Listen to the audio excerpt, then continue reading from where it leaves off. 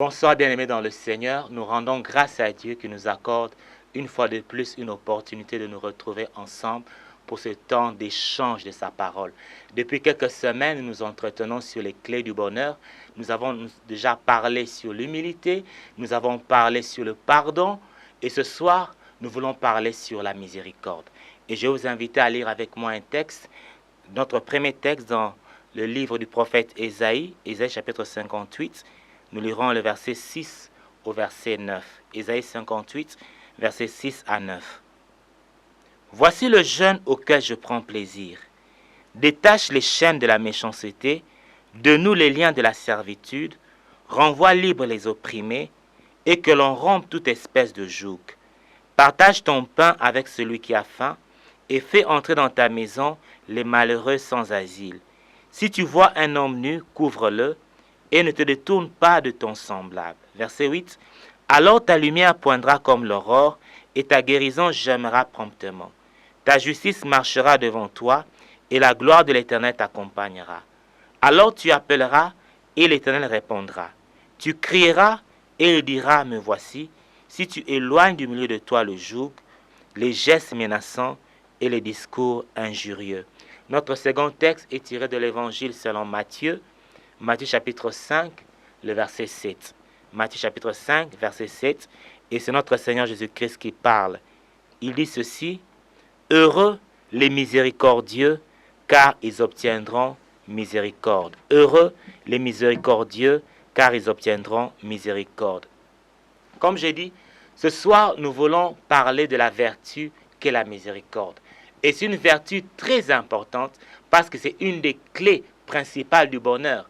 Comme Jésus-Christ l'a dit, heureux les miséricordieux. Si nous voulons être heureux, nous devons apprendre à pratiquer la miséricorde. Mais c'est quoi la miséricorde? Le dictionnaire définit la miséricorde comme étant cette attitude intérieure qui pousse quelqu'un à s'occuper des gens qui sont dans la détresse et à sympathiser avec eux. Une attitude intérieure qui pousse quelqu'un à s'occuper des gens qui sont dans la détresse et à sympathiser avec eux. C'est très important cette signification. Cela veut dire que une personne qui a ce don d'hospitalité, ou cette personne qui pratique l'hospitalité, est une personne qui a les yeux ouverts ainsi que les cœurs ouverts. Il a les yeux ouverts pour voir la détresse des gens qui sont autour d'eux. Il a un cœur ouvert en ce sens, lorsqu'il voit, il est touché et il ne se limite pas à dire « Oh, désolé pour ce malheur, pour ce problème qui vous est arrivé », mais au contraire, il tend sa main de manière à aider, à secourir, à relever la personne de sa détresse, à la consoler, à la tirer de ces situations dangereuses. La miséricorde. Notre Seigneur, parlant à la nation d'Israël au travers du prophète Ésaïe, s'est servi d'un incident. Cet incident, c'était le jeûne. Ils aimaient jeûner. Et comme aujourd'hui, l'Église, nous aimons jeûner. Certains jeûnent 21 jours, certains jeûnent 7 jours, certains jeûnent 50 jours, et même d'autres peuvent jeûner même jusqu'à 100 jours. Mais ils jeûnaient et ils étaient durs envers leurs semblables. Ils jeûnaient, mais ils n'étaient pas prêts à aider leur prochain qui est dans le problème. Ils jeûnaient, mais ils avaient un regard menaçant. Ils étaient durs envers leurs travailleurs. Ils ne payaient pas le salaire de leurs travailleurs, quand même ils jeûnaient. Alors le Seigneur dit non. Ce que je cherche, ce n'est pas votre jeûne. Ce que moi, l'Éternel, je veux, c'est la miséricorde. Et là, le Seigneur Yahvé a expliqué au travers de 5 illustrations ce qu'il entend par la miséricorde. Et nous voulons, pendant quelques minutes, échanger sur ces 5 illustrations. La première illustration, nous le trouvons au verset 6 que nous avons lu, et cela se rapporte avec la justice sociale. Lorsqu'il dit « Détache les chaînes de la méchanceté, renvoie libre les opprimés, rompt, brise toute espèce de joug. » De quoi est-ce que le Seigneur parlait? Dans les temps anciens, du temps d'Israël, l'esclavage était pratiqué. Et l'esclave travaille pour son maître. L'esclave n'a aucun droit. L'esclave travaille dur et n'a aucun salaire. Et très souvent, les maîtres étaient trop durs, trop exigeants, et dirais-je même méchants à l'endroit de leurs esclaves. Alors le Seigneur dit, vous jeûnez et vous êtes méchants, vous jeûnez et vous êtes durs, vous jeûnez et vous avez un langage peu courtois. Ce que moi je veux, c'est que vous renvoyez libres vos esclaves. Mais quelqu'un pouvait dire, mais Isaïe, qu'est-ce que tu racontes? Si je renvoie libres mes esclaves, comment est-ce que moi je veux vivre? Mais c'est dit, ce que moi je veux, c'est que vous accordez la liberté à vos esclaves et qu'ils s'en aillent, qu'ils retrouvent leur liberté ainsi que leurs droits, qu'ils retrouvent leur dignité. Et appliquant ce principe de la justice sociale à nos jours, cela nous invite, vous et moi, à ouvrir les regards et à regarder tout autour de nous. Et nous verrons qu'il y a beaucoup de personnes autour de nous, encore aujourd'hui, qui souffrent d'une injustice sociale. Certains sont en prison et pourtant ils sont complètement innocents. Ils y passent des mois, voire des années, et il n'y a personne pour plaider leur cause. La miséricorde nous appelle à regarder, à rechercher ces personnes et à intervenir tant soit peu pour leur liberté, afin de défendre leurs droits. Certains n'ont aucun moyen même de se payer les avocats. Et je bénis le Seigneur pour le servir des avocats bénévoles. Et ils pratiquent la miséricorde. Mais l'injustice sociale ne se limite pas uniquement aux prisonniers injustement arrêtés. L'injustice sociale de nos jours s'étend aussi à ces enfants qui ne peuvent poursuivre leur scolarité parce que les parents n'ont pas les moyens. Et cela nous appelle à nous à intervenir. Nous devons intervenir dans notre société de manière à résoudre les problèmes que pose l'injustice dans notre société. Brise toute espèce de joug. C'est ce que l'Éternel nous attend.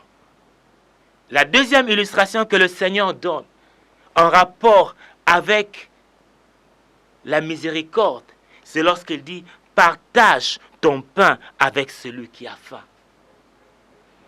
Oui, tu as mangé, tu es rassasié et tu as béni le Seigneur pour le repas qu'il t'a donné.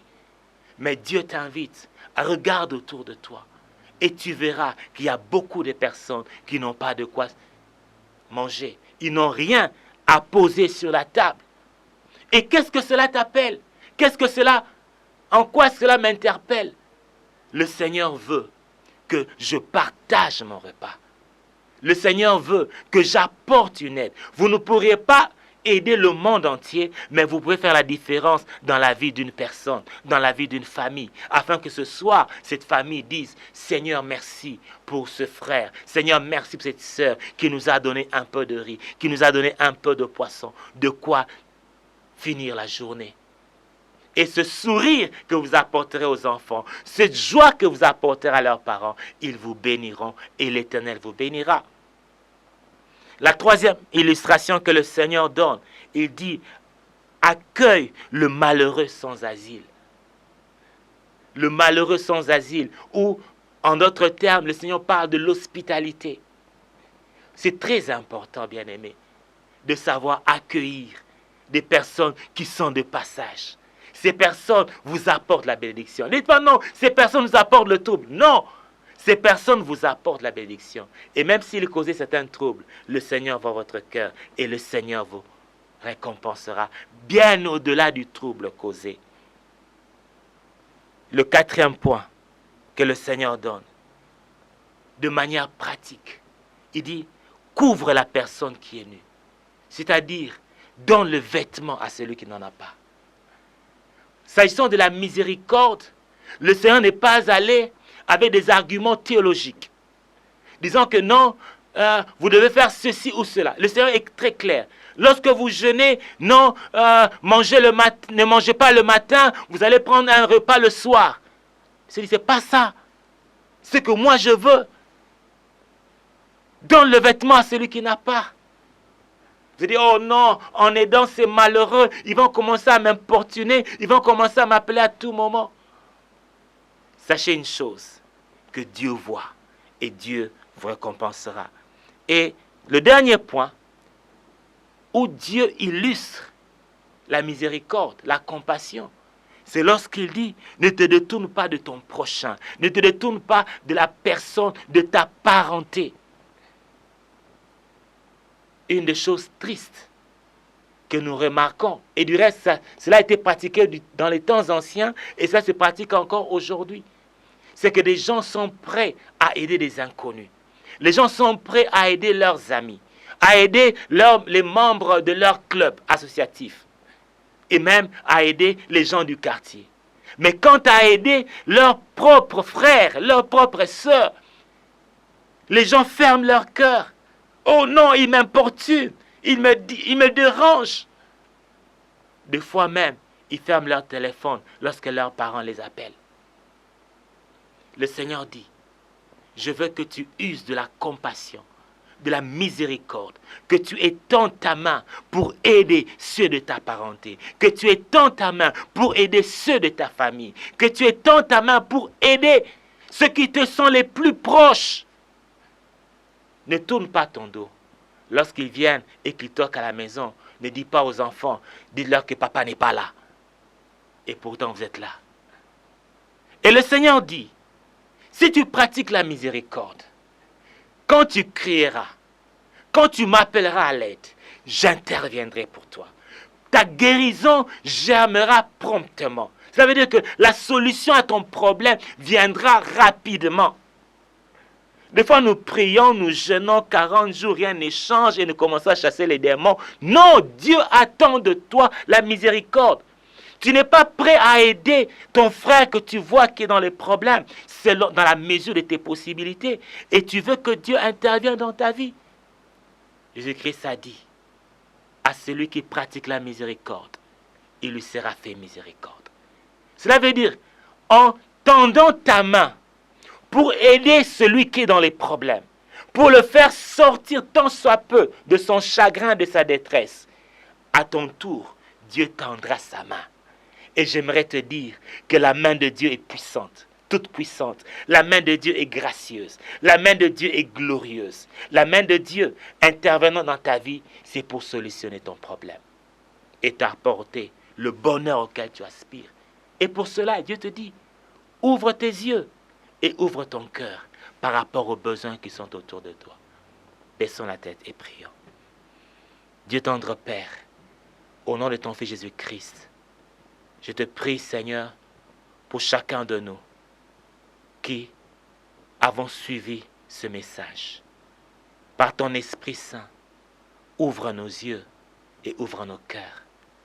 Donne-nous, Seigneur, ce désir d'intervenir selon nos possibilités pour apporter consolation, encouragement, pour tirer quelqu'un de sa peine, de sa détresse, Seigneur, pour redonner tant soit peu le sourire, Seigneur, à ceux qui pleurent, Éternel. Alors tu te tiendras pour nous. Alors tu te manifesteras. Que ta grâce nous couvre. Que ta présence marche avec nous. Alors que nous pratiquons la miséricorde. Au nom de Jésus. Amen. Que le Seigneur vous bénisse abondamment. Nous rendons grâce à Dieu pour ce soir et nous vous invitons, si vous avez des questions, ne manquez pas à nous contacter. Notre numéro se trouve juste en bas de cette vidéo, ainsi que notre compte Facebook, où vous pouvez nous contacter avec vos questions et nous sommes là pour vous répondre. Que le Seigneur vous bénisse abondamment. On se retrouve le jeudi prochain à la même heure. Amen.